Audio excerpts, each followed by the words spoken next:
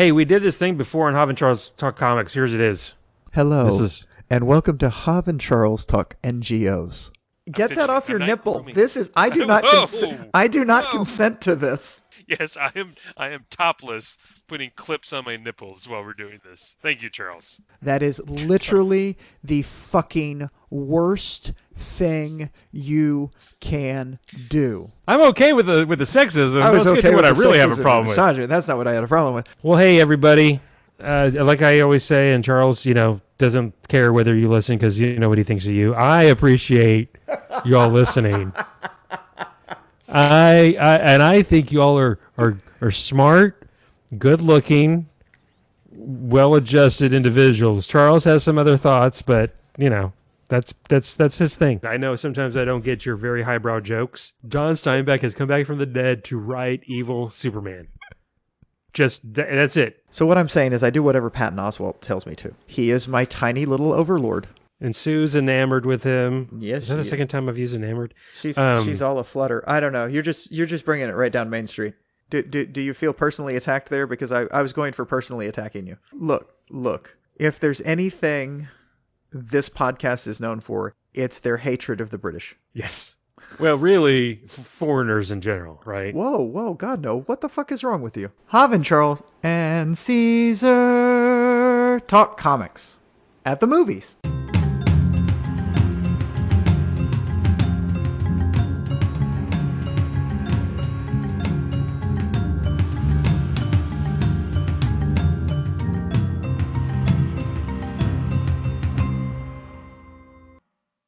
Hi there, and welcome to the final episode of Hav and Charles Talk Comics. I am here with my good friend and co-host, Javier Gonzalez. Hi, Javier. How are you this morning? Hey, Charles. I'm fine. How are you? I'm excited to be doing the season finale. Yeah? Okay, me too. Are you excited because we're finally getting to do another podcast for the season, or because it's the final one, or a little bit of both? Yeah, a little column A, a little column B. Yeah. I could probably use a bit of a break, although I really am excited to do a podcast, as always, and I know you are, since you texted me at 5:54 this morning that it was podcast day. I get excited for the podcast just a little bit, like to the point where, not that I have trouble sleeping, but once I'm awake and I know it's podcast day, especially if we're doing it on a weekend morning, I'm generally not going back to sleep. I'm just like, I'm up. Let me just start doing some stuff. And hey, I'm older. I'm not going to say old, but I'm middle-aged, I believe is appropriate to say. There will be a nap in my future after this. So there's that. But yeah, I'm excited. There's probably going to see Black Panther in my future today. So. Oh, shit. I completely, you know what? I don't think I'm going to be able to see it this weekend. I'm sorry. I have to see it this weekend, or it's going to be a while till I get to see it. So this is like my window. Plus, I just joined Tumblr again, or for the first time. Yeah, okay. So I just joined Tumblr just to have a place in case that we can at least promote this. And I realize I'm going to follow all these comic book things once I get going, and I haven't seen Black Panther, so that's going to be major spoilers. So I'm like, I've got to go see it before that happens, because I'm going to start doing stuff for the pod there as well. In case we lose Twitter altogether, we got to go somewhere. And I'm pretty sure they have a big comic fandom on Tumblr. I did the same thing. I had an Instagram that I just never used that I think is linked to my Twitter. Like if I post on Instagram, I think it posts to Twitter. Oh. And I must have done that years ago. Because I remember, because I think my username is Havgonzo on Instagram, just Havgonzo. Okay. And then on Tumblr, if I had one I didn't remember, I just did Havgonzo on Tumblr too. Okay. So yeah, I don't know. Hey, look, the Twitter thing, I haven't noticed any difference in the way it works for me. I know everybody's freaking out. Yeah. I know he's a little weird. I know he's doing some massive layoffs, but I'll ride the ship down if it actually goes down. I'll be kind of surprised if it just goes the way of the dodo, but we'll see. Oh, it's not going to go the way of the dodos. My guess is they're going to have some massive problems. The stock price is going to collapse completely, and he'll either have Twitter go bankrupt and it'll get bought out by someone else and then redone, or that's what I don't have an or. I don't know why I was going or. That's how I think it's going to go. Yeah. But I do need a place. I think I am Herring Red Comics, HERRINGRED Comics on Tumblr, Okay, I'll which look for you. which I was trying to come up with something that would work because I didn't want to do Herring Red Real again, and somebody has Herring Red. And I gotta check if that was my original, because I got on Tumblr a long time ago because they had some woodworking stuff, and then I canceled it, and there's still a Herring Red, and I really might have to play around and see if that's actually mine, and I used a different email address, because I'm like, wait a minute, is that me? So It probably is. I bet you it is. I don't know. There's absolutely no post. There's no nothing on it, and I'm like, but then again, there's a Herring Red on Twitter that's never done anything, never tweeted, never anything. It's just sitting there, and it ticks me off. Anywho, And you're sure it's not you? on Twitter, I know it's not me Okay, just because joking. I only got Twitter once. So Gotcha. okay, Well, yeah. go ahead. No, just one other thing. I did see a funny tweet. I think I retweeted it where it was, it was somebody tweeted something to the effect of, as somebody who's lived through, and they rattled them off: GeoCities, MySpace, Tumblr, one other one. I think, if this goes away, something else will take its place. No, yeah, that's just the way it goes. So, yeah, Absolutely. Well, and then the other thing, I know a lot of the comic book people that I follow were talking about going to Mastodon or to, what was it, something social that I texted you and Caesar about. But then I was like, and I tried to set them up. They're not very user friendly in my opinion, but I'm middle-aged. No. From what I'm reading, Mastodon is a beating to deal with, and they're overwhelmed. Yeah, I can see that. So, and then I realized, well, wait a second, I do have Instagram. I can set up a Tumblr. I used to be on Tumblr, but I think, or I thought about it, but I had, anyways. So, okay, that's enough about that. Hey, I'm excited. Season 2, episode 15, last podcast episode. You want to jump in? Well, first I'd like to get to a little bit of mail we received. Oh my God. Yeah, I know you'll get excited. You should really like this one. Oh no. Okay, go ahead. Yeah. So we got another email via, this one again came in through the website that Patrick set up, havandcharles.com. Go to the top where it says send Hav mail, and you can send us an email submission. This says, Dear JCTC, third time, long time. I love this complaint email address Patrick has set up. First off, thank you, Julie, for sharing that horribly embarrassing story about Hav. I bet he was sad to think of all those horses that won't get therapy now. Please keep them coming. If there are any women out there that are willing to admit that they know Charles, they should write in and tell us what is wrong. Tell us when he is wrong, because I'm sure it is legion. Now on to why I'm writing. Charles was wrong again. In the last episode, Charles says that technically Batman Zero Year takes place canonically before Star Wars. This isn't even technically, in parentheses, the best kind of, close parentheses, correct. So this isn't even technically correct, which is the best kind. The letter writer fucked up Futurama. Whoa. Oh, sorry. Star Wars happened a long time ago in a galaxy far, far away. That means that it took place before Batman was a gleam in Thomas Wayne's eye. Walk that one back, sucker. I'm guessing this will get you replaced now. I'm going to get a head of lettuce and see which one of you lasts longer. Keep mine, JCTC. Excelsior, the unpaid intern. Aha. Okay. Well, I mean, I guess. Okay, sure. I mean, that's a nitpick. Yeah, it's a nerd argument. Yeah, I mean, and look, that's what we do sometimes yes, for fun. that's It's not, Oh no, I don't think he's being fun about it. So yes, that the great thing about this is we could both technically be correct. Yeah. Because if you're going by public of when each particular story started in the real world, publication type thing, then Batman is first, i.e. the beginning of each of these stories. The 70s would be when Star Wars originally came out, and the 40s would be when Batman originally came out. But we do things just purely by publication date. Boom. Yes. Take that, unpaid intern. Oh no, like I said, technically correct is the best way to be correct, and we're both technically correct from different directions. Well, hey, speaking of getting stuff wrong on the podcast, I had this note that I meant to do during our last podcast. It was from the Astro City episode that we did when we talked about Astro City, and I listen to it, of course, because I do that. I do listen to our podcast. When we were talking about that one issue with the editor talking to the new writer, I think I mentioned something about how they have to get multiple sources, like A Few Good Men is the movie I referenced, which doesn't make any sense. That's a military courtroom drama. I had meant to reference and talk about it and compare it to All the President's Men, the Watergate movie with Dustin Hoffman and Redford.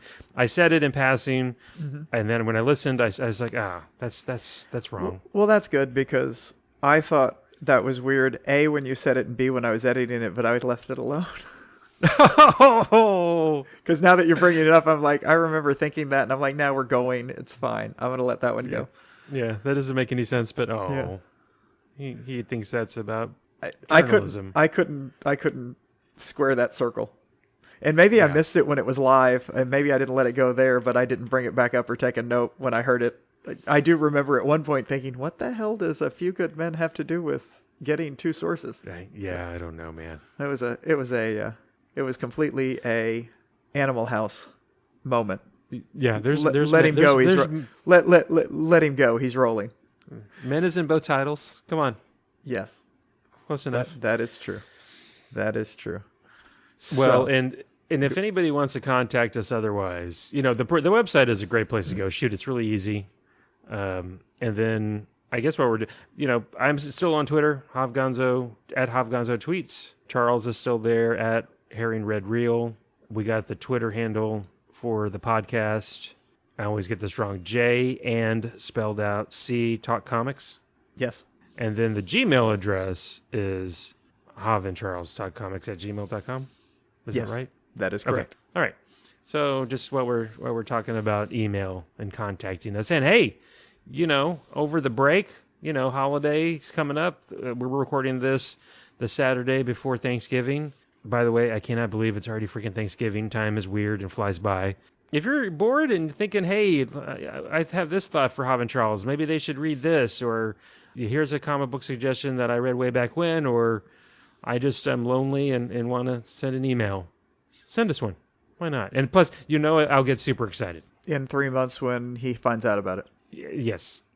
In fact, I'll be pretty crestfallen if after 3 months and we come back and start recording new podcasts in February, March, or April, and we don't have any emails. It's gonna hurt a little bit on the inside. I will say, if you would like a reply to the email, it would be better to send it to the email address because it makes it easier for me to reply to it. If you send it through the... I can't remember if when you send it through the website, it comes with your email address. But I will try to reply to it, or you can stick your email address in. I have to check. It probably does send your email address. I'm trying to look something else there it is. Let me see here. I know this is riveting podcasting, and this our last episode of the season. All of you tuning out, fast forwarding, dancing like there's no one looking. Just the visual is Charles has the iPad up and is touching it and moving around. Your emails do show up, so I could reply to them. Never mind. Forget but everything I just not said. To. As normal. No, well, I'm just saying, if somebody sends me an email 3 weeks ago from this one, I might reply since it's not going to get read until season 3 starts.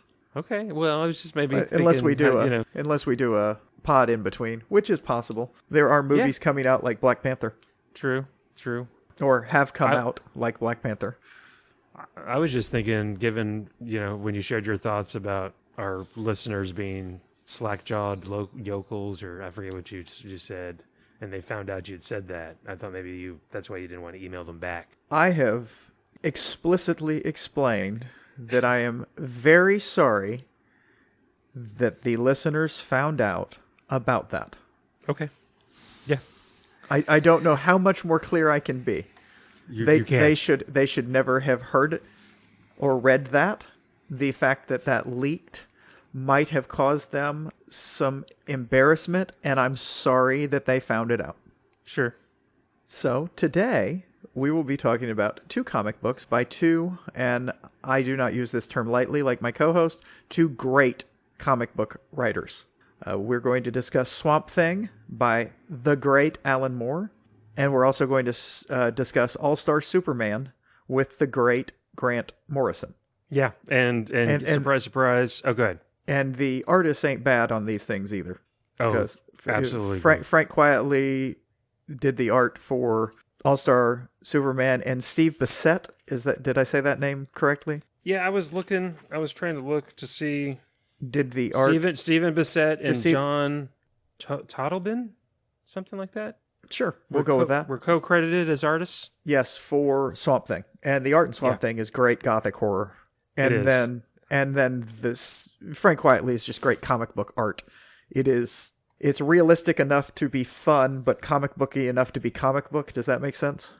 That makes absolute sense. So it's marvelous. And we'll talk more about it, but he's got a style, I dare say, that when you see his work, it's really good and you know it's him. Fair enough. It's identifiable. It's unique, but it's not. Yeah, it's awesome. So I was gonna say. Oh, go ahead. Well, I was just going to say there's also some parts of the Swamp Thing that we can get to talking about that have Hobbs' absolute all-time favorite writer/artist homage in it, in one of his characters in the great Jack Kirby.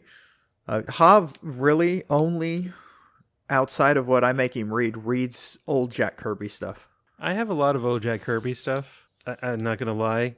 You know what's sad? I keep on meaning to read more just for fun, and I have a little bit. I've mentioned when I've read on of stuff, but I just sometimes I'm tired. I'm tired of looking at a screen at the end of the day. So Yeah. I sometimes, even though it's comic books, I'm like I don't want to look at a screen for a little bit. Or if I'm going to look at a screen, I'm going to veg out and watch TV and not really have to absorb anything for like an hour. Can I make a suggestion? Yeah. There's this series called Saga, and it's really long, and we read the first volume, and I think you could get, I mean, maybe at the public library or maybe on a shelf in your living room, you could get almost the entire thing that you haven't read, and you could just pull them off the shelf and read them. Yeah, and hey, there's a couple of those things like that I have on shelves here. No, that's true, and I do that. Sometimes I will do that, but not with Saga. Do you feel personally attacked there? Because I was going for personally attacking you. Oh yeah, no, I do. I do. But it's true. It's absolutely true. Okay. So surprise, surprise. Swamp Thing came out when Alan Moore took over Swamp Thing with issue number 20 of the second series of Swamp Thing. It was 1984, which just by a smidge predates All-Star Superman, which came out in 2005. So we're gonna, if form is gonna hold, yes, we're going to start with Swamp Thing. Yes, we are. So what'd you think? I loved it. Okay. No, it was. I mean, it's Alan Moore, and even if I'm not a horror guy, although this kind of horror I kind of like. Generally, I like. Hell, I used to watch, what was that show? Was it HBO, The Crypt Keeper? Yeah. I used to watch some of that when I was a kid, when that was on. And that was a nod to this kind of horror stuff. And I pulled the second volume and I read Neil Gaiman's intro to the second volume of the Alan Moore run. And it really made me think about that. Well, he talked about that and how different stuff, because in the second volume, they're going to pull more stuff from that, including the Crypt Keeper type thing where you have the introductory too, because DC had two comics that one was Cain and one was Abel, where the person that would wrap up and do the bad pun at the end and introduce it and then do a bad pun at the end to wrap it up. And it's really cool. I find it amusing that I did not really care for the first. I didn't dislike it, but I was not as interested in the first comic of this, because that was him putting to bed everything that had come before on Swamp Thing. And I thought that was, it was fitting, and it's kind of what happens when you bring somebody like Alan Moore in, even though at this point he wasn't considered everywhere Alan Moore the way we think of him now, but he clearly was amazingly talented. And then it really just got really good. Really, really good. Yeah. Yeah, and of course, Alan Moore. I'm sure all our listeners know Alan Moore. I was going to say no, that sounds like I know him. I'm going to pick up the phone and call Alan and see how he's doing. He just turned 69, by the way. I need to wish him a happy birthday. No, he was well regarded in Britain, enough so that according to the intro I read to this volume, Len Wein. I'm going to say Wein. I've never heard his name said out loud instead of Len Wein. Wein, I believe. Len Wein was at DC. Him, and look, I overuse the great Len Wein and the great Bernie Wrightson, how do you say that name? Had It's created weird. Swamp Thing. It's weird that they're so great you don't know how to pronounce their name. I know, right? I just I've never said I don't say these names out loud. That was I. Sorry. No, you're fine. You're fine. They created Swamp Thing back way when I think I know in the 70s, and then for some reason, what's his face, John Carpenter, who I love, wanted to do a movie of Swamp Thing, and so according to the intro, I didn't know all this. I knew the Swamp Thing movie had come out, but I didn't know that there wasn't an ongoing Swamp Thing comic book when the movie was going to be made. So Len Wein went to the editor-in-chief, Jeanette Kahn at the time, or the publisher of DC, and said, "Hey, they're making a movie out of this DC property that I created with Bernie. Maybe we should have a comic book, since it's going to be a major motion picture." And they were like, "Sure." And he said, "But I don't want to write it." So at first they had some other people on it, and he was editor. And apparently, well, they did 20 almost 20 comics.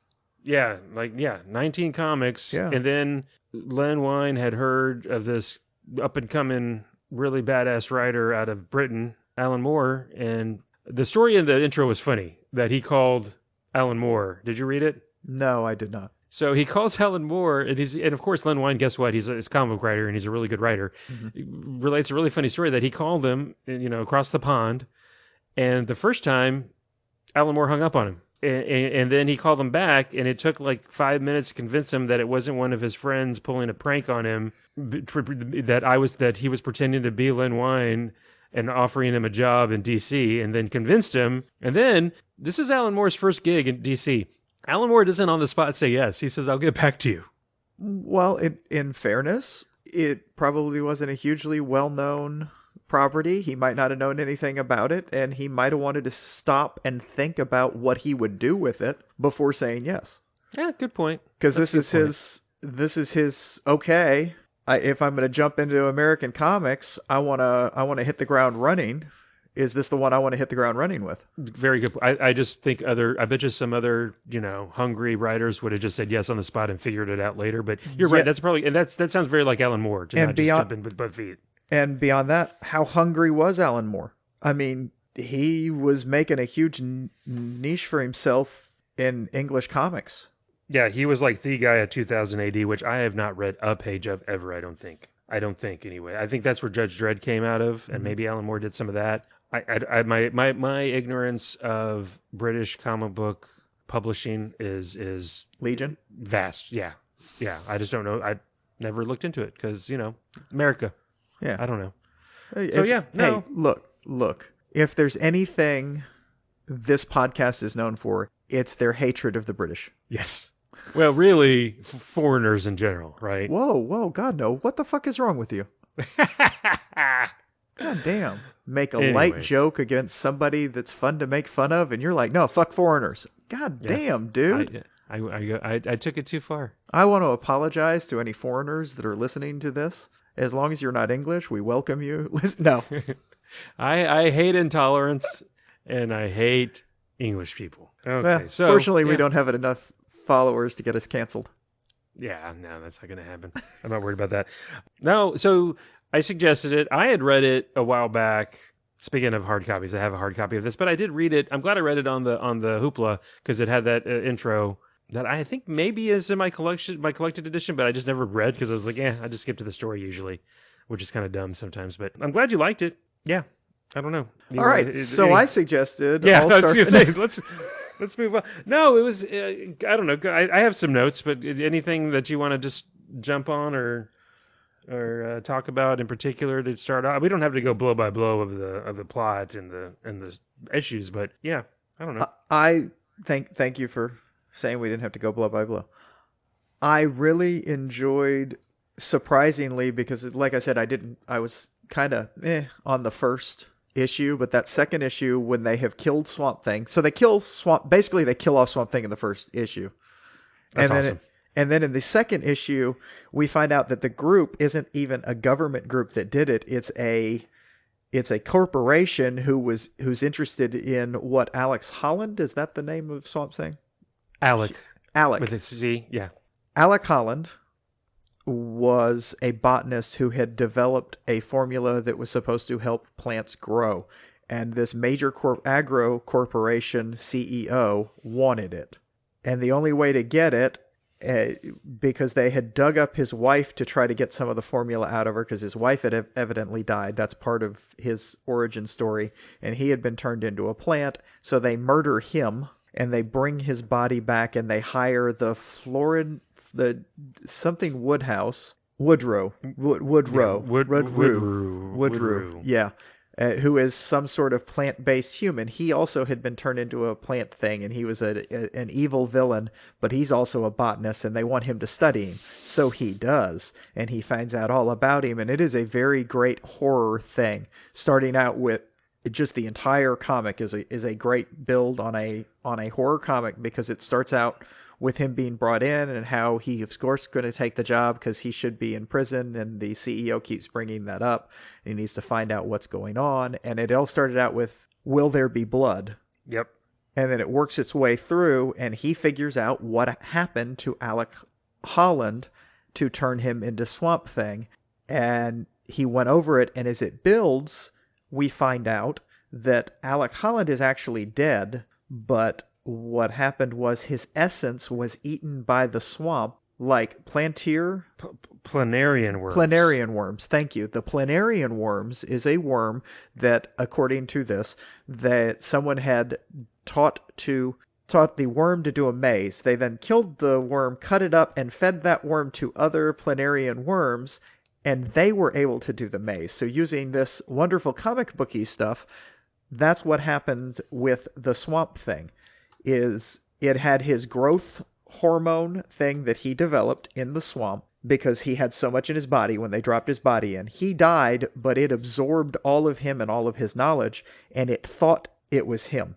And he discovered this because as he was dissecting Swamp Thing, he was taking out a brain that had no way to work as a brain. He took out kidneys that had the lungs, etc. None of it worked. It's just thinking it was human that it developed in order to live. So he just didn't have that. And when he goes and tells the CEO immediately terminates him and then leaves his office for some reason after bragging about how he only knows that the computer stuff works, but he doesn't have to have experts to do it. It was a wonderful bad guy rant on both. They're two wonderful little bad guys. You have bad guy CEO versus bad guy mad scientist. So he basically leaves the mad scientist in his office with a computer, who then uses the computer to operate the building. And one of the things he does is he takes the freezer off of Swamp Thing, which allows him to regenerate. Yeah. No, it was, look, so yeah, you're right. Alan Moore did a really good job in his first issue of wrapping up all the loose ends, and then you're absolutely right. That issue that you just did a really good job of giving a synopsis. It bookends it too, right? Because it starts where, you see somebody, red, grasping, whatever beating at a window. On the glass. Well, no, beating on the glass. It starts, I thought it started with, is he beating on the glass? When he's over the glass of him frozen, he's like, is he beating on the glass on the inside? Yeah. I mean, I just remember that. Yeah, I just remember that. It bookends a lot of things. It starts where it finishes in a couple of ways. And then just a couple of things, rereading this, and maybe, I guess I'm reading it differently now that I'm reading it, and I'm thinking of other stuff. The bad guy, I think his name is Sunderland, and maybe he was next general. I remember him calling him a general at some point. There's a scene at the beginning, or a panel or two, where he's smoking. It reminded me of Smoking Man from X-Files. So there was that. And, of course, this predates it. Also, him being so in control of his building, the old man, reminded me of... Did you ever see Creepshow? The movie that had the four or five little vignettes? I did Stephen King?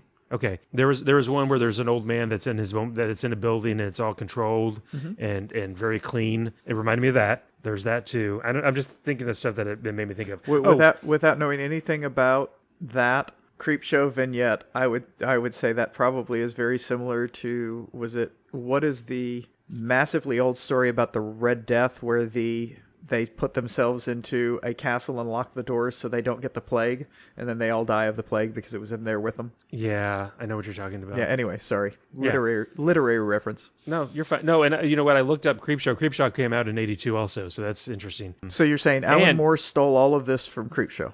and Stephen No, King. I'm saying two people can have the same No, kind I of know. idea. I know. And I'm- Adrienne Barbeau, by the way, Uh-huh. in both Creepshow and the Swamp Thing movie. It's Oh, a cool. small world. Yeah, I don't know who that is. Cool. Adrienne Barbeau? No. Oh my God! You should look just so you can reference her. Maybe you Google her. I'm just saying maybe she was one of the first women that young little Hav was like, hey, she's pretty. So you're pretty. So what you're saying is you're pretty sure I'll know exactly who she is as soon as I. Yeah, I'm pretty sure you'll recognize her as she's been in stuff back then. Oh for yeah, I know sure. exactly who she is. Okay. Yeah. So what else? Let's see. Oh, okay. So yeah, it's Dr. Woodrue, and he is the Floronic man who. See? Yeah. Yeah. Yeah, that's her. Yeah. Hav like. I know what she looks like. Hold on. Hav liked old ladies. No, this is a more recent picture. I was having fun. You can't see it on the small screen. No, I was gonna say I couldn't tell that was a more recent picture. 'Cause, Yeah, I know. She still looks pretty good. Yeah. No, you were probably thinking more of something like this. Probably. Yeah. Oh yeah. No, the Floronic Man. There's an issue that comes up where the Justice League is trying to figure out how to combat the Floronic Man, who's Floronic Man makes contact, eats a part of Swamp Thing, and then becomes part of the Green. And part of the connectiveness of all things green and plant-based, that he can feel everything around the world. And then he starts using nature to kill people. Yes. And he calls people meat Yes. and apes. Yes. And so the Justice League is in their tower, and Alan Moore references them as the people up above or something. They're trying to figure out what to do because they're like, we really don't have a solution for this. And lo and behold, of course, Swamp Thing takes care of it at the end. But it's kind of interesting that the Floronic Man is now superpowered, whereas before he was kind of like a whipping boy. I mean, yeah, he would come up every once in a while, but I think the history was the JLA would have no problem dispatching him. Oh yeah, in short order. They even literally discussed that. Well, what the heck? He's easy. We take care of him, and he's not even really that big a deal. And and then they're like, oh no, because they've supercharged the oxygen in the world, and we can't do anything about it. And and then going back real fast to when Woodrow is still examining Swamp Thing when he's cryogenically frozen, he also points out to the creepy smoking man owner CEO, by the way, all these organs and him having what looks like a heart and brain, and it's just there for show. yes, And by the way, you can't kill a plant by shooting it yes, in the head. So pointing out Swamp Thing's still alive probably. Yeah, and sure enough, that's when he comes back. didn't I go over that? No, you did. I don't think you talked about the shooting in the head because they shot him and said you very just plainly said you can't kill a plant by shooting. Yeah. I'm sorry. I figured our listeners were smart enough to understand that since none of his organs actually did anything, he was just a plant, and you can remove parts of a plant. There's a great scene later where the bad guy rips off. Well, actually, not the bad guy. If the demon is sort of a good guy here, rips off one of Swamp Thing's arms. And seems to be impressed about that, proud of himself, and Swamp Thing picks it up with his other arm and sticks it back on, and it regenerates. I loved that. It was like, yeah, okay, I'm a tree, dude. Or I'm a Swamp Thing. You can rip the arm off, I'll put it back on. I'll grow the arm however I want. Yeah, no, it was cool. And so the JLA is helpless when Floronic Man is essentially taking over the planet. Swamp Thing goes and points out to him that, maybe you're losing it a little bit. And the plants don't want this. The green doesn't want this. You do. Yes. And by the way, if you kill all the humans, who's going to recycle? The oxygen and the carbon monoxide that we need to keep on keeping on. And then his contact with the earth and with the plants goes away, and he feels very lonely. Of course. Yes. He can no longer feel the savannah in Africa. Yeah, like the Toto song. Well, that was literally, he says that. No, I know. Okay. I wasn't. Oh, okay. Yes, it is like the Toto song. I agree, but because I did actually think of that. Yeah. Rains down in Africa. Okay. Sorry. Don't you stop. Don't you start it and stop. You got to sing the whole thing now, mister. No. If you don't want to. I don't think we have the rights to it. Oh, like somebody's going to listen to this and sue us. I dare them. Whoa. You sing the whole thing now. No, I'm joking. I don't want to have to defend that. Are you kidding? Do you have a different exposure on that because you are literally an attorney? You know what? Maybe. Like you could put like a non-lawyer, quote unquote layperson non-lawyer could probably say, sorry, I didn't know, but me. I mean, I don't, I know. Look, it's not anywhere near my area of law. Oh no, I but, like, understand. but there is something to be said for if you're there could be I mean, you know, copyright law exists. Yeah, I know a little. I know just enough to be dangerous and know probably generally what you shouldn't do. So if I were to just say fuck it, let's just sing this. Let's just play that song right now and try to make some money off of it. Not that we're making money off. No, this, it would hurt there would not, honestly. I could probably sing the whole song, and it would not be worth their time in any way whatsoever to do anything about it because we're not making any money off this. We're not on anything that is making money off of this because I guess Spotify, do they put ads in our stuff? I don't think they put ads in our stuff. We're just on Spotify. So yeah, well, that's what I mean. So no one is making money off of this podcast. True. That I know of. I just selfishly want to hear you sing. Africa. Have a karaoke night. I was just gonna say now I have a reason to do karaoke. I haven't done karaoke in forever. I used to love the karaoke. I know. The karaoke room for your birthday. We did that multiple times. Yeah, we did. Yeah, we did. That was so. Yeah, it was fun. Africa. Okay. Yeah, now that song is exactly. I love that song. So that was a few issues that it took to get through the Floronic Man. So the art, by the way, really good. I was going to say, backing up, when I suggested this, again, I hadn't read it in a while, and I was wondering how well it was going to hold up, and I was very pleased that it's just really, really good. And that just goes to show more in the artists were just on top of things. It's a comic of its time. There's none of that. I will say it was really cool reading Neil Gaiman's intro to the second group because he talked about some of this and he's talked about stuff that was going to go on in the next one, which kind of turned me off, and I may or may not read, but now I kind of want to, but I got it from Hoopla, so I'm pot committed because I spent all that money. Yeah. See, ladies and gentlemen, that's a joke because Hoopla is something we get through the public library, and as you know, it's free, yo. Bingo card. So I have lost my train of thought. It has exited the station. So he was discussing the fact that this going into the next volume, the next group, is the first time DC ever ran a comic without the comic book code sticker. Authority. Yes. Yeah. Because they had one that they did an issue that they weren't going to let them have it, so they ran that one, and then they just said, you know what, F this. This is too good. We like what they're doing, and they let it go, which makes sense because we're talking mid-'80s at this point when this is out, and we had changed some stuff. They were letting people play a little more in some of these things, and they'd already done all of the drug stuff where first it was Marvel ran it without on a Spider-Man thing because they wanted to show. And it was asked for by the government. They were like, hey, can you show us that drugs are bad? And they were like, sure. So they did a drug thing with Harry Osborn, which actually stuck with it. And Harry Osborn's had a drug problem ever since then, or alluded to and talked about. And the comics code was like, oh, no, you can't show this. So they ran it without it. Yeah. And it's like, okay, we're showing drugs are bad. We're not doing hey, let's... Yeah, no. It's just well, you know what? I didn't go too much into it. Is this kind of the precursor to Vertigo for DC also? I don't know. Swamp Thing. Okay, and then that's interesting because the other drug thing that just comes to mind is the whole Green Arrow's sidekick Speedy, shooting up heroin issue with the cover. My ward is a junkie. You know that you're talking about a dated type thing. Yeah, my ward is a junkie. I know that's by a really good. I mean, it's the writer. No, there were a couple of great writers. It was evidently an amazing run when they had the right winger and the left winger cruising around the country fighting crime. I haven't read it. Yeah, I've heard just amazing things about that run. I want to say the artist was like Neil Adams, maybe. Anyways, and the writer was somebody of equal esteem. Yeah, quite possibly. Somebody that suggests ancient god awful comics should probably bring that up at some point. Well, I usually bring stuff up and that's a little older that either I know for pretty sure I'm going to like or I've read. And I know. I was kidding with you. I may actually read that just because I've heard so much about it. Well, now you know what I'm going to do.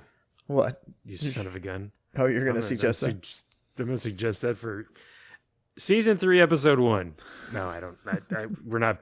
Yeah. Anyways. Yes. That's that's not the time of the podcast when we're going to tell everybody that we're not announcing what we're doing for season 1 of season 3, episode 1, because Charles has no clue what he's suggesting.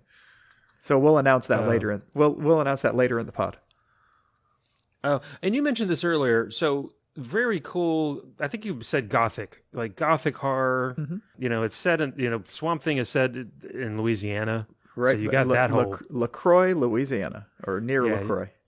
And you got Alan Moore writing in kind of a southern Louisiana drawl at times, which is interesting and cool. And the art. When I saw this art, I immediately thought of the art from Starman. The same kind of layout and panel, and using creative, different, non-standard panels, and it just for certain. Not that I don't think Starman did it as much as this. This was just not awful, awesomely awesome. Just that every issue, you know, to the point where I even made a point of writing down the letterer, because that was part of the art. The lettering, the titles was always part of the green and the plants, and even the coloring, the colorist.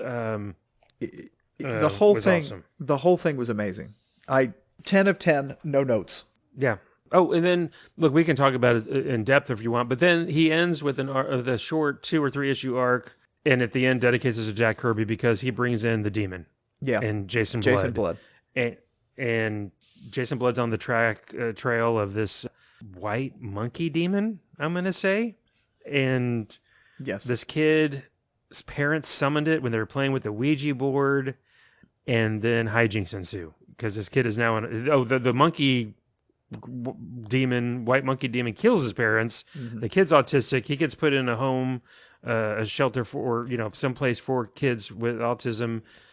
And it's again, well done. The monkey demon needs to have a host to direct it in order to do things. And the boy understands that and is terrified of it, doesn't know how to do it. And there's a woman who is a friend of Alec Holland who is befriending the Swamp Thing. And my guess is that's the character that Adrian Barbeau is probably playing in the movie. Probably. And I don't remember. I just remember that's just since I haven't seen the movie. I'm just making a wild guess based on the fact, attractive woman, Swamp Thing. So what was I going to say? So it feeds on fear. Yes, it feeds on fear, but it needs to be controlled. But she has taken a job at this asylum, much to the chagrin of her husband, and she wants to help the children, and the children are going nuts. And she meets Jason Blood, who tells her that she needs to protect the children. And he was creepy as fuck, and she's basically trying to tell him to fuck off. Yeah.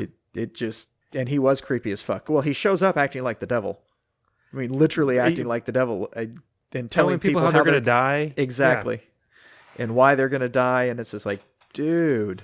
And so she decides she has to go back because her first day, the kids have gone nuts. And it's because that demon feeds on fear. So he's showing them things. The demon is showing the children things that are making them scared as hell, whatever their main fear is, and feeding off of it. So the kids are going nuts that day, and she goes home and tells her husband she has to go back that night to protect the kids because there's no one there, and he has a fit about it. And the husband's there's some weird stuff about that. Ne'er-do-well. He's doing some weird stuff he's got some powers that he's creating these fantasies for himself when she leaves. Oh, and she, by the way, we keep on saying she's Abby Cable. Her maiden name, I think, is Abby Tremaine, who was some bad guy maybe in the earlier run. Her dad was, I think, maybe, I don't know.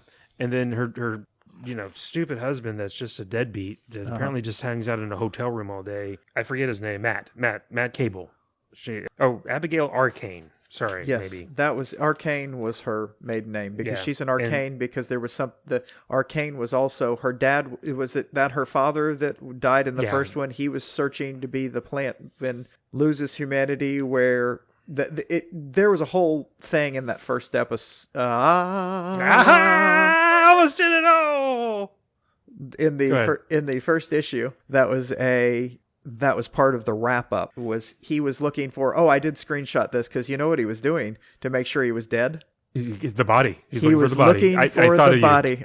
And they kept doing that. And I was like, thank you, Alan Moore. See, this has been a thing forever. If you Yeah. don't see the body, Alan Moore was making sure everyone knew Arcane was dead. He's like, I ain't Didn't fucking want around. anybody bringing him back. I'm not Yeah. fucking around with this shit. He is dead. The problem being planarian worms. And no, Yeah. I know. I can already bring him back. She does say to Jason Blood, yes, he makes a comment about her being an arcane and things are going to be bad because she's had visions her whole life. That's another thing. She's always having visions and talking about the visions and the fear, and sometimes it's not real and she's worried and she knows not to scream because then she's at the asylum and she's seeing things and she's saying, no, you can't scream because that then people will know you might be seeing things that aren't there, but she's actually seeing demon stuff. So she goes running off into the woods and finds Swamp Thing, who sees her and immediately knows what's going on and goes running too. Yeah, he's getting a sense that things around the swamp are acting weird, and he knows there's something going on. Speaking of the fear, there's a really good set of panels where it's talking about how, like you said, the Monkey King or the Monkey Demon is feeding on the fear of the kids, and it points out that one of the kids, a kid's friend's parent, had told them about cancer, but really hadn't explained it, but just enough so that they were scared of it. But they're of course, kids' imagination running wild. The panel is just creepy as all get out. Yes, it was. For example. Yeah, and then, of course, Jason Blood is Jason Blood, human form, for a good portion of this until it's go time. Yeah, and then Etrigan shows up. Yeah, and then you get the rhyming, and you get Etrigan. First, and by the way, so the demon he just wants to get the job done. He wants the demon taken care of, and his solution? Oh, he's going to kill kid. everything. Yeah, his solution is to kill the kid that the demon is part of the host. And so... Swamp Thing and Abby, they're like, Abby why don't we try something else? Abby runs away with it, and Swamp Thing is actually fighting Etrigan instead of the demon. And so she goes running off. The demon monkey is following them, and so is Etrigan. And it was really it was a wonderful lesson if any kids picked up this comic book, because the whole moral, and there literally is a moral to this story, is that you can control your fears. You can make your fears whatever they want, because he finally says, I just realize you're not that scary. You're just this, and and then he says, as a matter of fact, you're just a tiny little monkey. And it shrinks him down, and Etrigan picks it up and eats it. I know. That was awesome. It really was. It was just an amazing way to tie everything up. And then Etrigan's like, okay, see y'all. Yeah, I'm out. And then it was cool at the end. Alan Moore, obviously well-versed in comic book. I know this is the 80s, but apparently a fan of Jack Kirby, says it's dedicated to Jack Kirby. Yes. Which is very cool. What else? Oh, the Matt Cable thing. So Abby's deadbeat husband gets drunk. She leaves and to go back to the kids, and he gets drunk and decides to drive drunk to go try to help her because he has a change of heart, I guess. I don't know. Gets into a single car accident because he's drunk and driving, which, bad idea genes. And he's going to die. It's bad. He's upside down. And this weird little insect enters thing, him. It does, through his mouth. And he makes a deal with with the devil. That makes it better? Well, he makes a deal. I know. I'm just kidding with you. Yeah, no, it's just weird. It talks him into, he just wants to live, and it says, well, it's going to be painful, and you're going to have to do some stuff. Yes, but I just want to see my wife again. So yeah, he makes that deal, and then he eventually picks her up on the road, perfectly sober, perfectly healthy, with the car perfectly fine. So yeah, he made a deal with something. It's a demon, not necessarily the devil, but yes. And it's a good little, cliffhanger to okay, where's this going now? Yes. What's going on with Matt Cable? What else I got? Let me see if I got any more notes that are worth. Oh, so that whole issue with, going back. Well, first of all, Swamp Thing battling Etrigan the Demon, who, as we know from reading Cosmic Odyssey, one of the most powerful, entities in the DC universe, because he's a heavy hitter. Mm-hmm. So Swamp Thing goes toe to toe with him, but also just him being able to combat Floronic Man when he's in control of all the planets all over the planet. And I don't know if it's just kind of Jedi mind tricks him, but, convinces the Green to go with, the plants to go with him and not Floronic Man. Whereas Justice League is hamstrung, handcuffed, made me start thinking, how powerful is Swamp Thing? If he's in touch with all nature, Well, if the Floronic Man can do that, so can the Swamp Thing. The green is Right. everywhere. And Exactly. he is So connected to the green. And it made me think. and he's sentient, which the green is not. Yeah. So I mean, just a really cool, take on the character where Alan Moore establishes Swamp Thing. He's a pretty powerful entity to be reckoned with, which also, things always make me think of all these other stuff, which made me think of a line or an issue of one of the subsequent Frank Miller Batman Black Knight Returns, not the first one, where he just mentions that Plastic Man is one of the most powerful beings. He's insane, but he's also one of the most powerful beings in the universe. Anyways, but yeah, I think that was cool that Swamp Thing is established as a heavy hitter. Yeah, very much so. And let me see. Do you have any more notes? Because I got a couple more, and then I'm done with this. Do I have any more what? Notes on this one? I did not take a single note on this one. I know, but any other thoughts? I'm sorry. I know, I was teasing you. You go ahead with what you're going. I'm going to scan my thing. Okay. Did you see any of the fairly recent, last few years, Swamp Thing TV show, short-lived one season? No, I did not. It was okay. Okay. It wasn't on the level of Doom Patrol or Titans. Uh-huh. They gave it a shot. I don't know. It just wasn't. They didn't.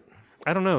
I don't feel like they leaned into the gothic Southern horror enough in it. Maybe now having read this. Yeah. I don't know. It was. Yeah. So I took some screenshots. There was the one I told you, and I've learned that if you don't see the body, then the rotten stuff just keeps coming back. That might just be an absolute a shot at Len Wein, and like, I don't want this crap that y'all wrote before. No, I don't think that's what that was, but that is an allusion to let's make sure everyone knows they're dead, so it's a real fucking surprise when I bring this sucker back. Right. There was a great line in the second one talking about the rain in Washington, and downtown elderly ladies carry their houseplants out to set them on the fire escapes as if they were infirm relatives or boy kings. I like that. And I also liked that, so I took a screenshot of that. Political kind of stuff in comic books. Same second one.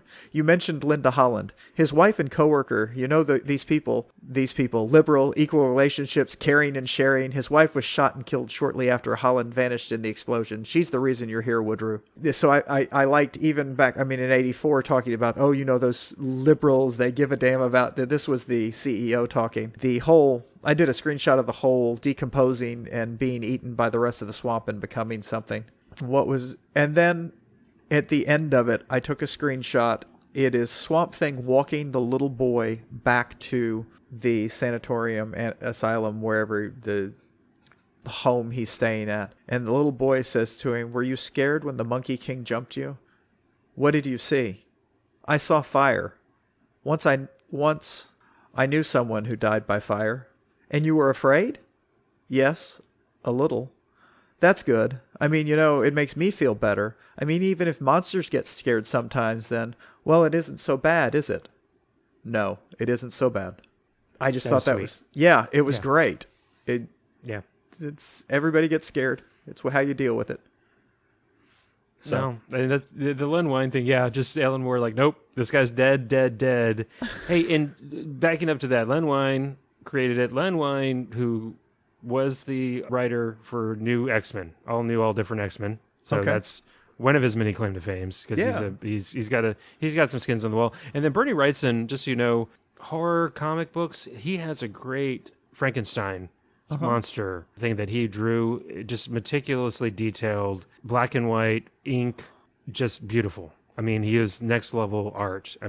He's on a level. Yeah, it's just so this is Alan Moore and these artists, coming after some pretty heavy hitters and just saying, you know what, we can handle this. We got this.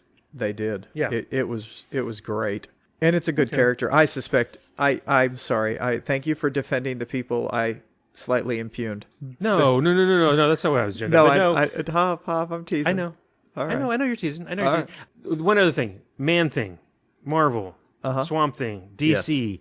I think about the same. They both come out, I think, in the 70s about the same time. And I think it's just one of those coincidences. I don't think anybody was necessarily copying anybody, but I haven't done a deep dive on that. Somebody may know more than me. I think it's kind of like the Professor X and, Chief Calder from Doom Patrol. kind of thing where, people have similar ideas at similar times and sometimes they hit about the same time. I could be wrong, but that's just another thing. There's a lot of pitching going on at comic book companies, and a lot of pitches get around, and there's not theft. They've just heard a lot of things. Does that make sense? No, that makes absolute sense, because reading this made me think of the Halloween Marvel thing on Disney Plus, the black and white. Remember, I'm blanking on the name, Charles, but Man-Thing's in that. So, of course, it made me think of that. Yeah.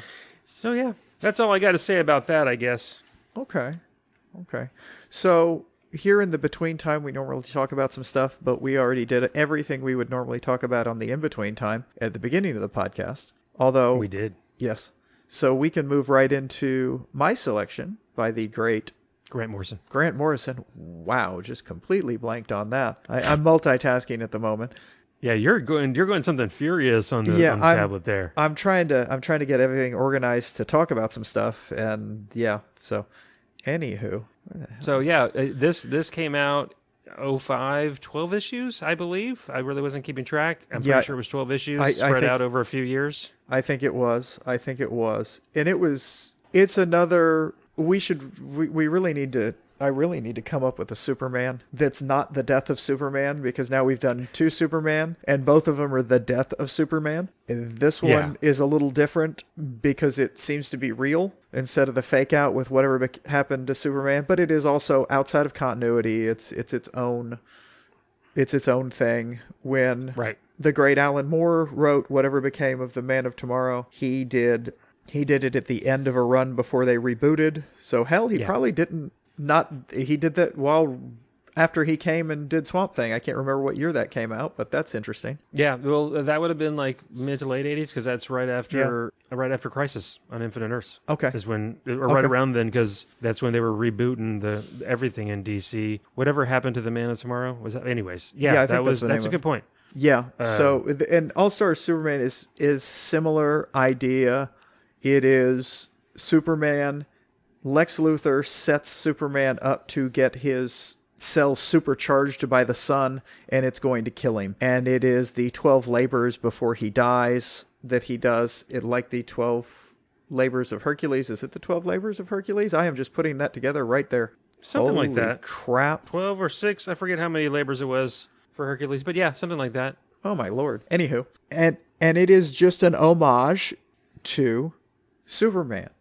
Kind of like the shorter Whatever Became of the Man of Tomorrow, but more in depth and more stretched out. And it is an homage. It is beautiful. It goes through all of the characters that he knows and loves.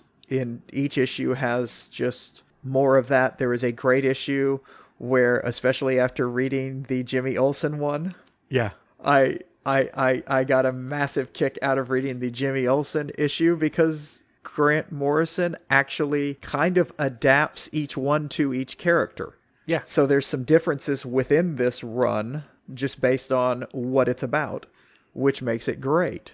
It's just marvelous. Is it over for Superman's Olsen team? Superman's turned evil. If I can't get the crazy future weapons to work, I'm dead, and so is everyone else. That's the picture on the front of the Jimmy Olsen one, and it's just hilarious. The whole Jimmy Olsen one. Yes. They're all, you're right. He did do different tones for different issues. Uh-huh.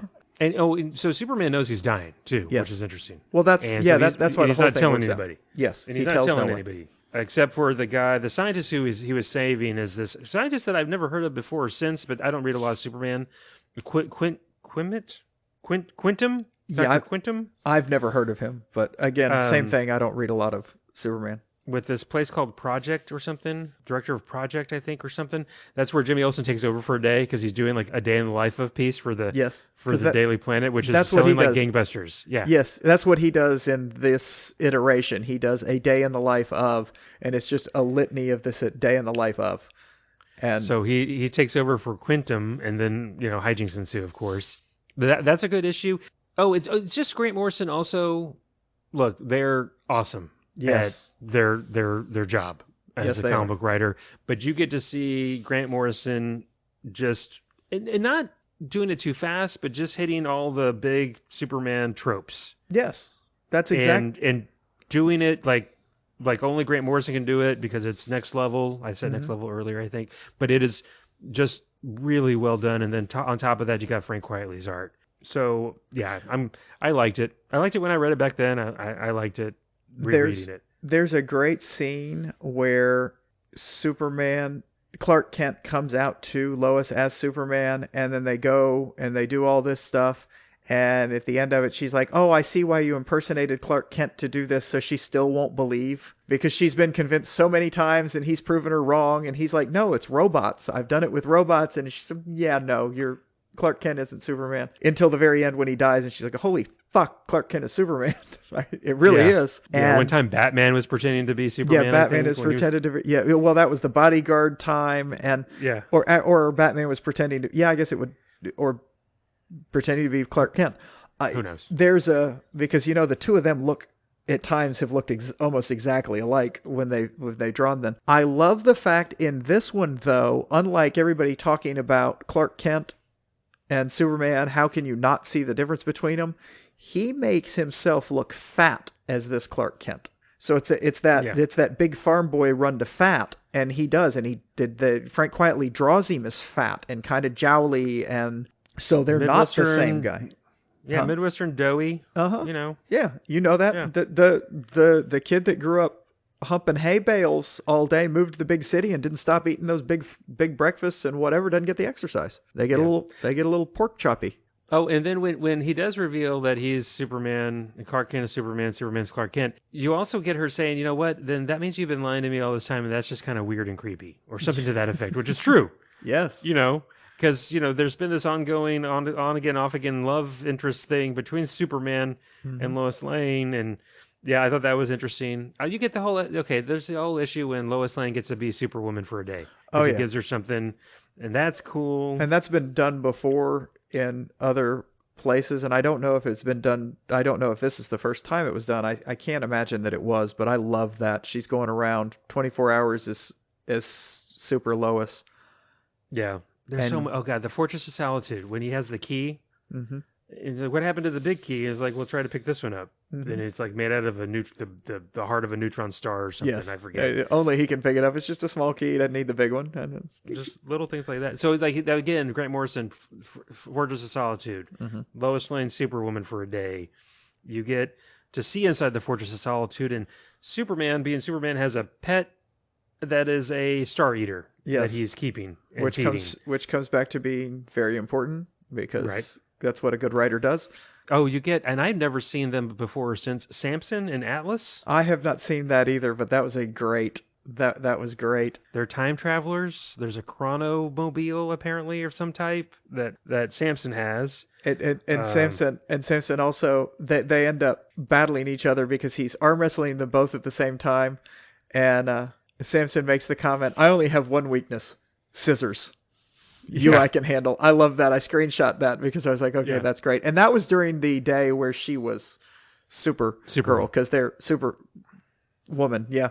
Yeah. Because I shouldn't say that because she is a grown ass woman and I'm a horrible person for saying Supergirl. I apologize, Miss Lane. No, I apologize, Miss Lane. So just the whole thing is a beautiful Superman is awesome tale. It is. And real fast about Supergirl, that was one of Julie's, my wife's, big hangups when we were watching the WC or WB show. She's like, she's an adult working at a newspaper. She's not a girl. She's a woman. Why do they call her Supergirl? I was like, the comic books. I don't know. You're right. They're wrong.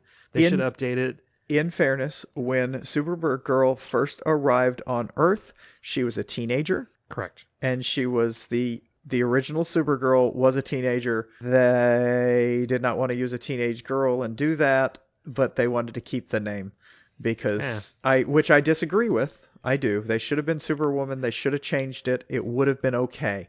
It would have been okay. It would have, honest to God, pissed off the right people. And if you're going to piss people off, you got to piss off the right people. Just like Invisible Girl eventually graduated to Invisible Woman. Except she was not defending, but when Supergirl came out, she was actually a teenager, still a girl. When Sue Storm came out, she's a full-ass grown woman that everybody wanted to bang. Yeah, especially old creepy Reed Richards. Yeah, and old creepy Dr. Doom. And old creepy Ben And actually, Grimm. much older, but not creepy because he's sexy. Namor. Oh yeah, Namor's been around at least since World War II, Yes. and was no, good point. I do have tons of I took a lot of notes on this one. The whole thing. I know we've talked about how some people here recently have portrayed Pa Kent and that whole relationship, but this is again Grant Morrison just hitting the nail on the head about what the Kents and Superman's human father meant to him and the values he instilled and all that stuff. And it was just a really nice thing at his eulogy. Yes. Clark Kent talking about what he learned from his dad after his dad has a heart attack. Oh, and then I'm jumping around. Then you see where Well, they had a Superboy time, but that was part of that. He went back exactly because part of one of the things he did, we go back in time and see the first time Superboy met the group from the future, which I cannot remember what they're called, but a group of supermen from the future come back in time to stop something. One of them is wrapped in bandages. Yeah. And Unknown Superman. And we get some information about that, which is actually something that exists because Lois had talked to Unknown Superman on a magic time portal at one point. And so we obviously think it's him, but it turns out that that's the real Superman that goes back in time, because the whole thing is, while this is going on, Clark gets a chance as the Unknown Superman to be with his father before he dies again, the chance that he did not get when he was Superboy at that time because he runs off to help them. Yeah. And so he got an extra moment with his dad, and he understands why that happened, and everything they write in this is just, okay, we're going to grab that heart and yank on it a little bit. Yep. And then, it's Lex Luthor, the way they portray Lex Luthor. Lex Luthor is just a jealous little man. When he's on trial, the judge lists the people he admires, which are, and I wrote this down, the people that Lex Luthor admires: Attila the Hun, Genghis Khan, Al Capone, Adolf Hitler. I'm like, wow, okay, yes. yeah, you're not a good dude. Well, and he keeps saying, if Superman weren't here, I would have cured cancer. It would take me no time. I'd have done all these great things if only you weren't here to stop, to force me to have to battle you. And Superman's just like, no, you could have done that at any time. I wasn't stopping you. Hell, I'd have helped you. Yeah. And then the whole thing with the niece, Lex Luthor's niece. Oh God, yeah, that was weird. Yeah, I think I wrote down her name somewhere, but that was just call her nasty. Weird. Is that what he called her? Well, no, that's what she said. It was something else. Her name is something like Nathalia or Nastalia. And she says, call me nasty.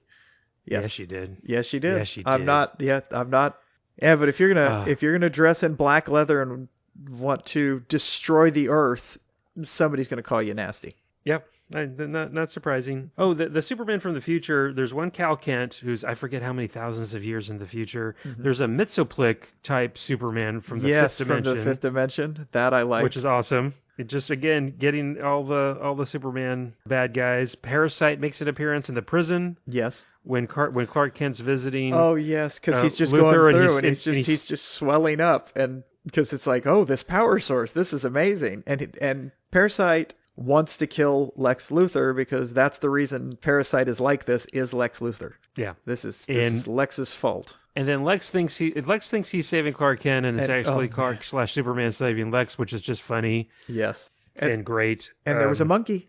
Yeah, there was. There was a monkey. It is his monkey servant in prison, Leopold. It's dressed in a little Superman outfit. Dressed as Superman. Yep. Yes. Oh, you get a quick little, thing when I think they're doing Superboy issue. Would you get to see Lana Lang and Pete Ross? Yes, because they're at the diner, so you get to hit that. And Pete, I loved the when he runs off to go do something, and Lana looks at Pete and says, "I wish I didn't have to pretend that I knew." And Pete's just like, "Look, it's just the way he just doesn't want." As in Pete knows, but Lana's not supposed to know. So no, it's just sorry, it's just the way he wants it. So they do that. They do the Bizarro issue or issues. Oh, the Bizarro issue was great because the 1 in a billion Zabaro, who is actually, now he doesn't have powers, but he is alone on that Earth, Bizarro world, and he is not like everybody else. He is intellectual, and he writes poetry because, as he says, I'm the only one that can articulate the way the red sun when the sun goes down, and all of this. And he really wants Superman to stay there as he gets, or to take him with him, and neither one can happen because it's someone I can talk to. I mean, that was just so well written, and they have to build a rocket ship to shoot him up or to do it, and then it doesn't work, and then he goes, well, plan B, and then he convinces the actual Bizarro Superman just to throw him. Yeah. It was hilarious. God. Yes, because he has to do all the backwards speak, and Zabaro is like, no, stop doing that. It's just, I will say, I dislike Bizarro most of the time because of just the awfulness of the backwards speak and the trying to do, and everybody, I'm like, okay, oh dear Lord. And I also find Bizarro sad, which I guess you're supposed to, but that was really well done. Bizarro, same. I always just sad. It reminds me of Solomon Grundy. I don't know if you ever read any DC of Solomon Grundy, and that's the same kind of vibe. Born on a Sunday. Yes. Yeah, just so sad. Does what it does because that's what it does. That's right. The monster. It's the best it is. Oh no, that's something else. No, the Zabaro thing. Yeah, just and I was wondering. I guess this shows his whatever, how resolute he is or how strong he is internally. Because I think most people go insane if you're stuck alone on a planet with a bunch of people that are just nonsensical or talking. Oh, the talking backwards thing always hurt my head trying to like, okay, shoot, everything's backwards. So, okay, that means that, okay. Yes. And if they're saying it's bad, it's good. And that's all. If it's saying good things, it means it's bad unless they're saying no to the good thing. And then it's bad. Yes. Yeah. Stay means go, up means down. And you got to just read everything. It's just.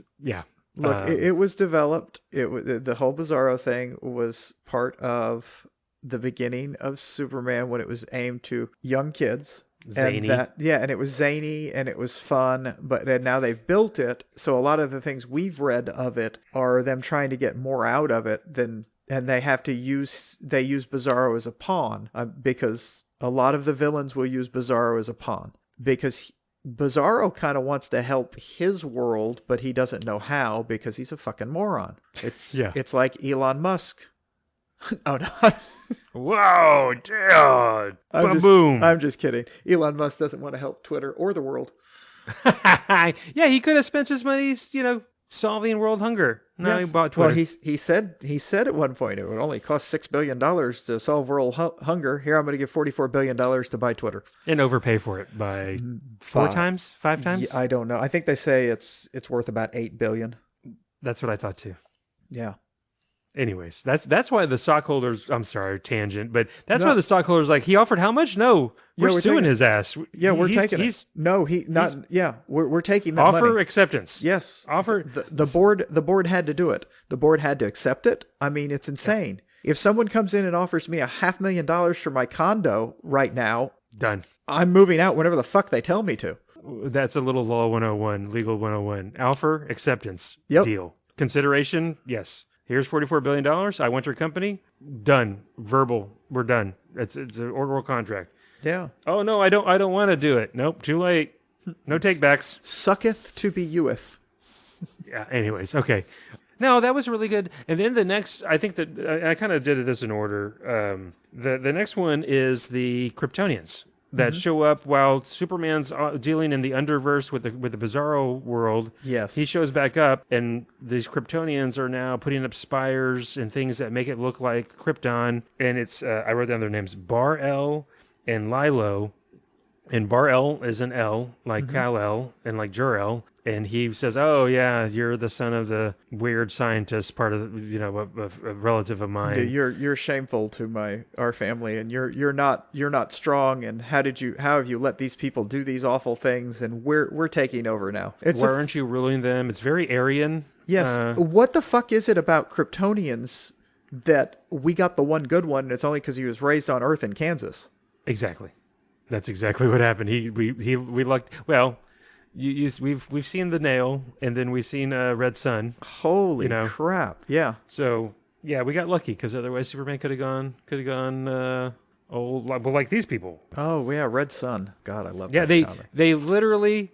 I'm going to steal this. They literally break the moon. You monster! I know. How dare you? They break the moon. I have one thing. You have so many things, like your weird feathered dick. Oh God! Yeah, there it is. Because I mentioned earlier, I was pulling a Donald Duck, joking. Okay, not wearing anything below the waist. no. There's more to it. I made a joke earlier before we started that I was going to bring up at some point his weird dick. I don't know why. As far as I know, he doesn't have a weird dick. Just out of nowhere. I will say this has all come up because of all the jokes on Twitter about Elon Musk must have a weird dick, and that's. Oh, I didn't see. Oh, those see, I've seen jokes. lots. Is See, that where that comes from? That's where that came from. Was that whole thing? And then after I joked that I wasn't, I told him, "Nah, I won't bring it up. That's fine." Then he made the comment that he was Donald Ducking. I was like, "Oh, that's the problem. It's feathered." So, yeah. Which is funny, by the yes. way. Yeah, that was good. I did not know that there was a thing about old Twitter owner having a weird schlong. Well, that's just that's a basic joke about these really rich guys that get really weird, and they probably got a weird dick. And okay, some of them do. I mean, the porn star described Stormy Daniels described the former president's weird dick. Oh yeah, okay. Which I'm not going to try to remember. No, okay. But all right, I'm changing it back. But think about Mario and the mushrooms. Anyway, so. Oh gosh. Okay, so and it turns out these Kryptonians were like the first astronauts that were lost in space. Yes. Kind of like the TV show, and finally made their way to Earth. But then it turns out there's a little fix at the end. I don't know if you call it a MacGuffin or whatever. That they went through something in space that they're getting poisoned, and all of a sudden they're losing their powers and they're going to die. The only way Superman can save him is to put him into the negative zone, Phantom Zone. Sorry, not negative zone. The Phantom Zone. And he says, "Look, I don't know if I'm going to be able to ever get you out, or anybody's ever going to be able to get you out, but at least you'll live." And they hold hands, and he thanks them. And Bor-El is, "Why are you being so nice to me? And after the way we treated you." And of course, it's like, because that's who I am. And he also makes the comment, it's about time we got some law and order sent to Superman. It's about time we got some law and order in the Phantom Zone. Yeah. Because they're not going to take any crap. They are definitely fascists. Yes, that's true. Jesus. What is it? Yeah, fucking Kryptonians. They're fascists. Well, let's see. In other iterations of Kryptonian life, when they talk about it, they have a very, very, very strict caste system. Yes. Ridiculously regimented. It is, Kryptonian society is not great. Even in some 80s iterations, the one that John Byrne did, The World of Krypton, they don't, they don't have sex. They harvest organs from like these mindless clones so that they're reckless too on top of everything else. Hey, I've seen that it's movie. Yeah, I know. It's really weird. Except those clones weren't mindless in the movie I'm talking about. Yeah. Exactly. With Obi-Wan. Yeah.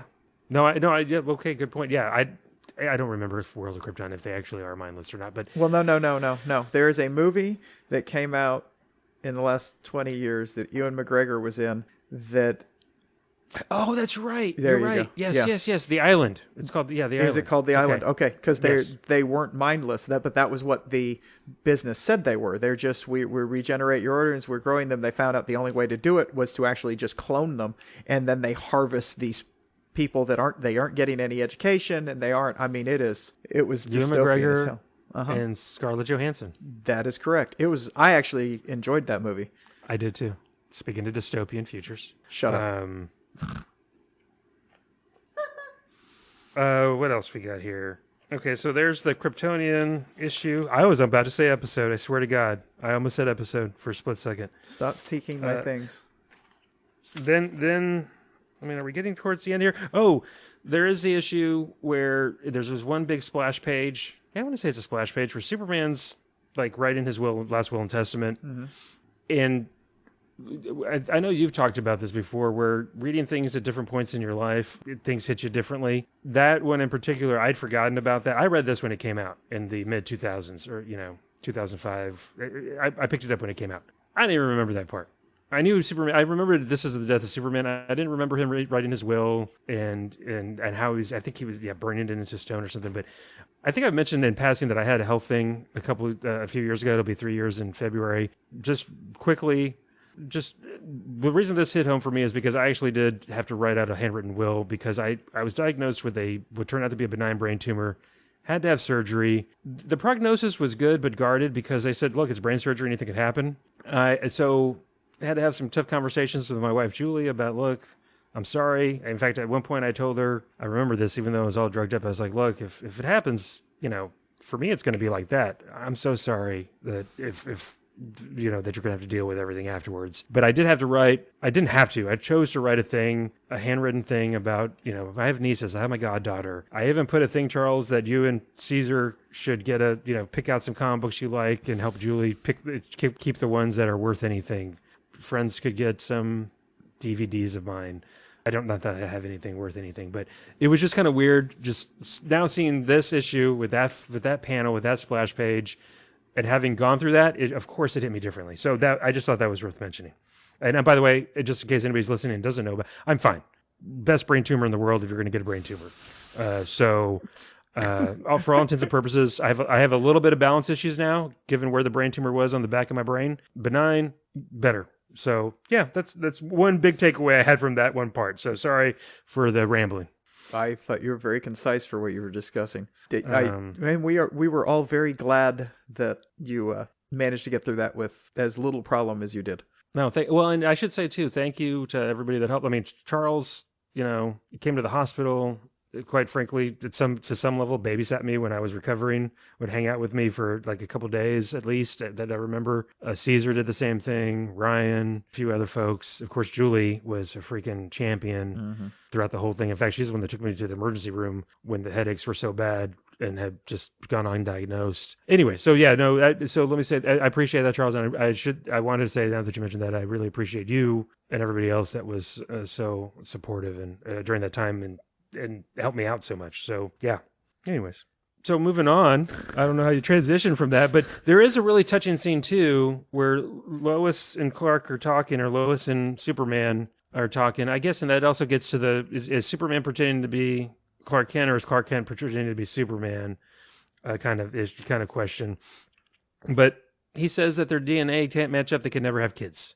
Yeah. And then though, I think towards the end, there is some kind of thing where he writes out 8 billion, I wrote this down, 8 billion letter sequences so that Quintum can hopefully find a way to pair his... No, yeah, he writes out his entire DNA, and he also distills what Quinto needs to be able to make a child of Lois Lane and Superman. That's right, which is nice. Because he gives him the DNA because he's been trying to clone him, and he's been trying to do things they think Quinto thinks his DNA could help just cure massive diseases on Earth with humans and all of this stuff. And Superman has actually, although he alludes to it, he says, I really hope you're the person I think you are, because I'm giving you this, because if you're a bad guy, good Lord, was the implied thing. But Quinto seems to be just a really good guy that just wants to help humanity. Kind of like the opposite of... Yeah, the opposite of Lex. Yeah. So, like, not a real billionaire. Yeah, I mean, yeah. There is a great after he's died scene, and Lois is sitting on a bench in front of a Superman statue, and out from the sky up above it says Miss Lane, and then from a jetpack Jimmy Olsen drops down. You sure you don't want to say something at Superman's memorial service? It's been a whole year since he disappeared, and thousands of people just turned up to pay their respects. And Lois says, Superman's not dead. We published that headline as a warning to be carried back through time.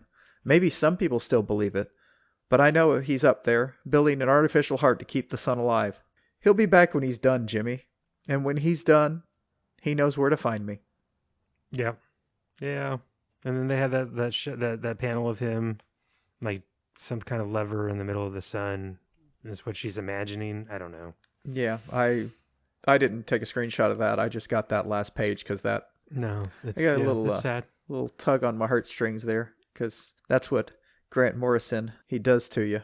Yep. Well, and that panel too that you're talking about, where the Uh-huh. statue is, I swear it's from the back of the statue, but that Mhm. statue looks very much like the statue from Whatever Happened to the Man of Tomorrow that's featured on one of the covers. I swear, Oh, with the okay. eagle on his arm or whatever, or weird. I swear it's very reminiscent. I didn't look it up, but I just remember thinking about that. That Oh, doesn't Superman? Oh, go ahead. No, I was just going to say that's not surprising because No, one of the great things about great comics is the homage type things that are done. Oh yeah. a couple, Okay. right? This is oh, hold on. This is what you were Yes, I think that's just a yeah. I I guess think. that might be her fantasy. I just thought of that as a like a little splash page thing. Yeah, I think that was just her. Yeah. You know, I don't know. What she's thinking about. Fixing in Yeah. the sun fixing it. Yeah. So, Oh, there's also a thing where Superman's one of his tasks is to create life, and there's this whole thing going on with Earth Q. Do you remember that? I kind of just picked up on that. I didn't remember it from the first time I read it. This Earth Q, and I need to go back and maybe even read because I read it and it was like, wait, this Earth Q keeps on coming up. What did I miss? So I don't know. There's that. Oh, Candor. oh yeah. Quintum realizes, well, let's not worry about making him big again. Yeah. Let's just get him on a planet, right? Yeah, let's let them The size they're at. expand. Let's leave them. Let's get them out of that little thing. Well, the whole idea is they decide to put them on Mars because the problem is he keeps them under a red sun so they don't have superpowers And yeah, and do you know why that is? because he doesn't want thousands of possibly evil Kryptonians. I mean, you want to be blunt. I Most guess, right? Kryptonians are evil. So they're putting them on Mars where the yellow sun will give them powers and let them build a society on Mars, which No, that's a very good point. I don't know because gnat-sized superheroes are not something. Yeah. Yeah. Oh, and when the one thing also, for some reason, I want to mention, yeah, Earth Q was a world created by Superman. Superman, when he gets super exposed to the sun, his cells are exploding and he's dying. But not only does he gain strength, but his intellect gets knocked up, Yes.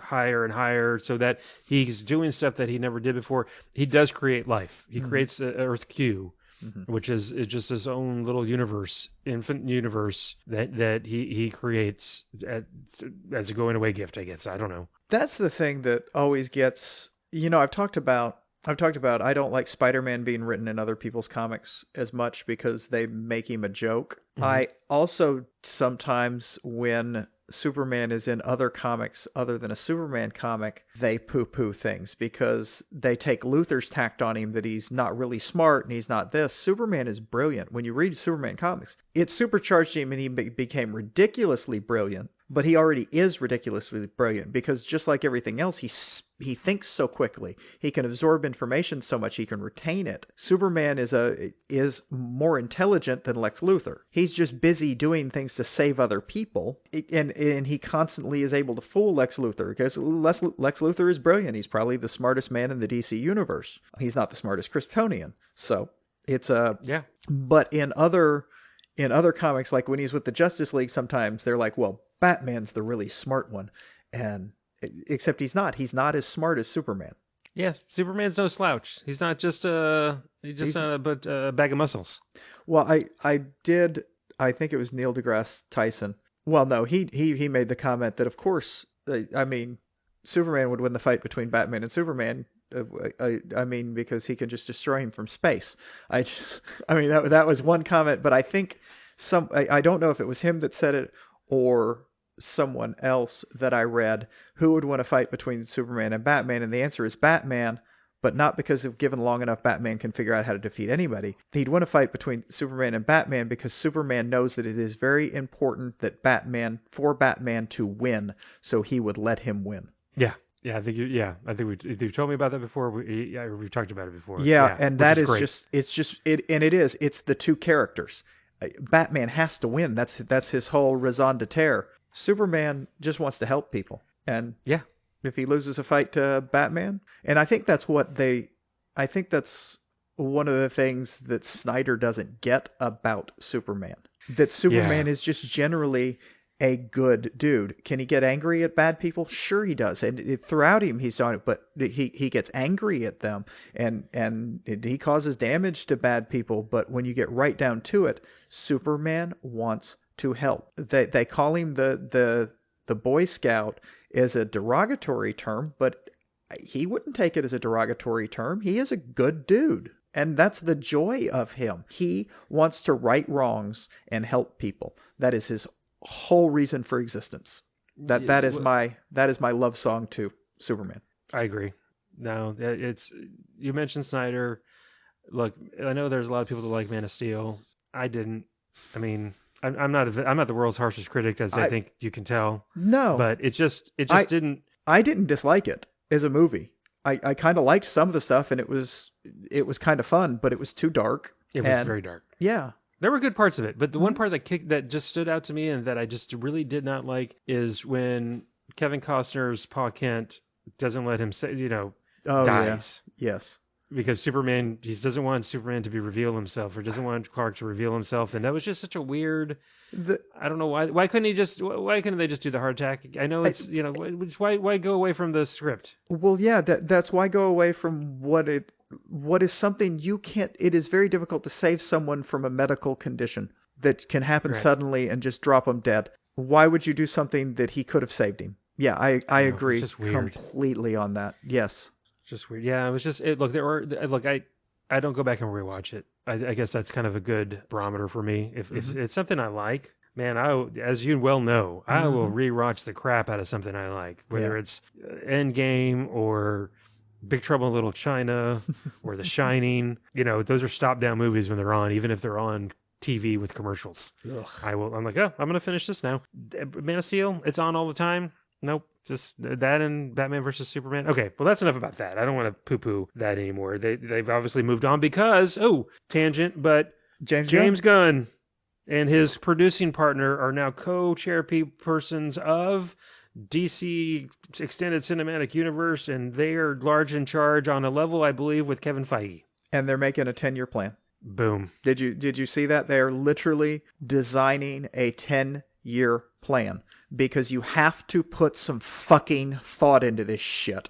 Christ. No, and look, if Kevin Feige was an unknown to me when he first... then I came to find out he had worked on X-Men, original X-Men in 2000. He had some background on DC movies before he went over to Marvel. I was just James Gunn and his producer partner. Obviously, I know of them because of Guardians of the Galaxy, before that Slither. That much more besides that, I guess. I'm trying to think if there's anything else. And then he's since then gone on to do Peacemaker, which was hilarious, and the Suicide Squad before that. I'm super excited.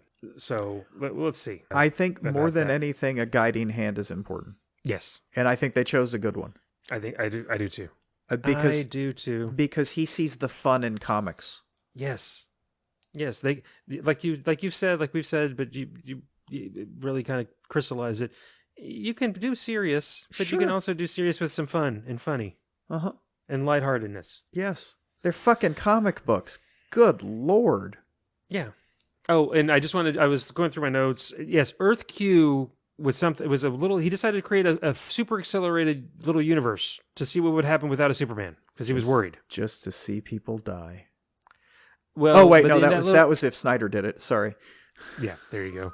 Well, because in that it goes really fast, and you see it. There's little vignettes where you see it proceeding throughout the comic book towards the end, to the point where you see the Middle Ages, and then you see mythology, and because there's no superhumans, I don't think on that one, just people. Mm-hmm. But then you have philosophers, and then at the very end you have a drawing of very much the Jerry Siegel and Joe Shuster Superman being created as a mythology in that little mini universe. There's a panel that shows that, and that's so cool that Grant Morrison again doing something like that is kind of putting our universe. I don't know, maybe our universe is the Q universe. It's just awesome. I'm sorry, I found the notes on it, so I wanted to make sure to hit that. No, that's good. What? Who are you apologizing to? I don't know. No one. Everyone. Any other screenshots or notes on this one, Charles? No, I don't have anything else. I feel like I should, but I truly, truly enjoyed it. I enjoyed both comics we read this year, and I enjoyed, really, most of the comics we read for this season. Me too. As far as I remember. Or as far as I'm willing to remember. Yeah, I mean, look, there were some that were very much, I think, to borrow your phrase again, comics of their time, because Yes. this was the season we did the original Fantastic Four Yes. intro arc. So, But we didn't do the Eternals. Thank God. not this time. Oh, speaking of stuff we've read, I saw something on comic book Twitter that maybe in the MCU, Squadron Supreme might be used, which All right. is intriguing to me. Well, okay.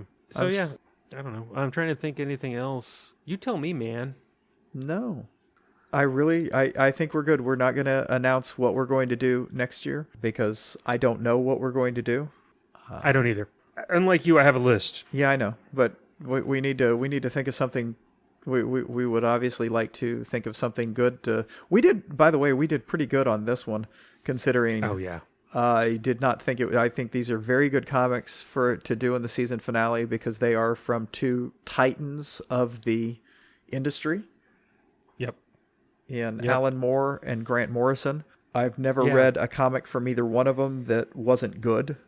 So it was kind of what we tried to do with season finale last year with two Kurt Busiek comics, but then I poo-pooed all over Avengers Forever. Oh, yeah, you know what's sad? But Carlos Pacheco. I know. Yeah, you're gonna shame me because I brought it up. Give me a second. I am honestly I read a lot because Carlos Pacheco passed away very recently, and Busiek was writing about him and writing about that comic in particular. And I may go back and try to read it again because there was some good stuff in it. As I said, I think one of the main things was it was too long and it had a lot of the problems that I have with group books, but because it had great art and a great writer, it can't all be bad, So I may go back. It was well executed as much as it could be. Yeah. I just think there was too much going on for it. But that was sad news. Yes, it was. It was. I want to thank everybody that has listened to our podcast, not just the people that have emailed us, but anyone that's listened one time, or even if you're just listening to this one. Thank you very much. We know we don't have a lot of people who listen, and we appreciate every one of you. This is just a labor of love for Hav and I, and an excuse to get together and talk about comic books for a little bit of time to get out of the humdrumness of living our sad, pathetic little lives. No, No, yeah. It is fun. It's a fun way to waste a Saturday morning, or not even waste a Saturday morning. It's a fun way to waste an evening or a morning sitting and talking about something we love with a friend. So, Agree. Like Charles said, thank you, everybody. Charles, thank you. Because, Charles was the one that, I said it before, we've talked about it before. This all started in COVID, pretty much 2021. No. Yes. 2021? Yeah. Yeah. Wait. No, we started talking about it in 2020. Yeah, we did start talking about 2020. Yeah, anyways, no, so thank you, Charles, for staying on it and making it happen. And then thank you to everybody listening. Thank you to Patrick. Thanks for Caesar when he stops by to talk movies with us and goes to the movies with us to see comic movies. And I'm looking forward to season 3. Yeah, me too. Hopefully all of you will join us there. Yeah. Bye. Bye.